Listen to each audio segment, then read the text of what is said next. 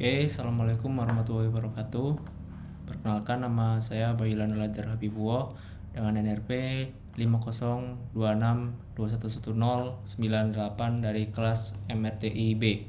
Pada kesempatan kali ini saya akan menjelaskan rangkuman yang saya buat dari video yang berjudul Identify Risk dari PMBOK.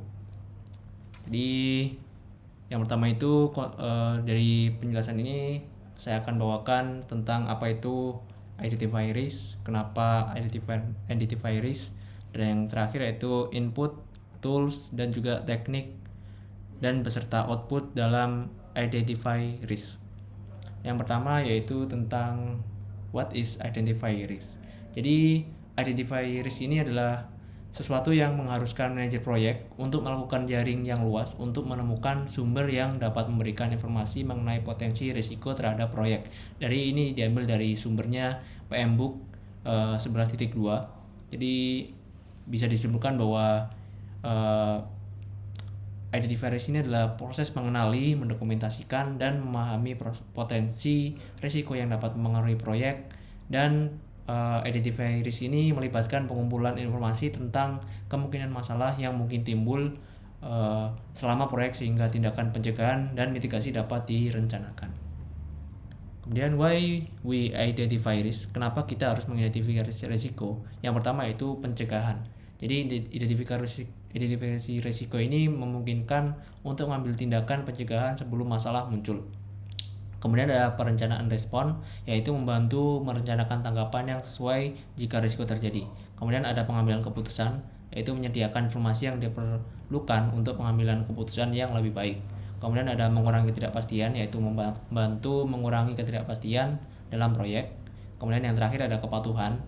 Dalam beberapa kasus, identifikasi risiko juga merupakan persyaratan hukum atau regulasi dalam suatu proyek. Ini juga sumbernya diambil dari PMBOK 11.2.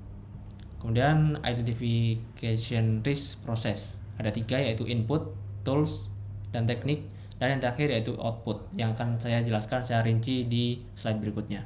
Yang pertama yaitu input. Ini ada 6, yaitu yang pertama ada PM plan atau project management plan, yaitu dokumen yang merinci rencana dan strategi untuk memulai proyek. Kemudian ada project document, di mana dokumen yang berisi informasi penting tentang proyek seperti laporan dan jadwal. Ada agreement, yaitu kesepakatan formal antara pihak-pihak dalam proyek termasuk kontrak juga.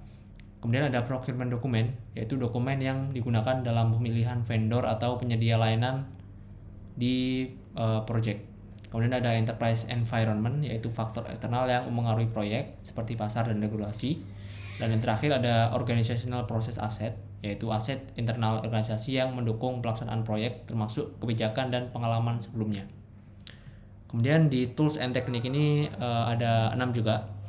Yang pertama yaitu expert judgment. Di expert judgment ini penggunaan penilaian dan pandangan dari ahli atau pakar dalam bidang terkait untuk membantu keputusan atau evaluasi dalam proyek.